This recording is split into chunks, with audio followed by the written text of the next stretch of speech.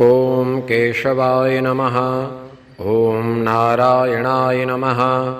ॐ माधवाय नमः। ॐ गोविन्दाय नमः। ॐ विष्णवे नमः। ॐ मधुसूदनाय नमः। ॐ त्रिविक्रमाय नमः। ॐ वामनाय नमः। ॐ श्रीधराय नमः। ॐ ऋषिकेशाय नमः। ॐ पद्मनाभाय नमः। ॐ दामोदराय नमः। ॐ सङ्कर्षणाय नमः। ॐ वासुदेवाय नमः। ॐ प्रद्युम्नाय नमः। ॐ अनिरुद्धाय नमः।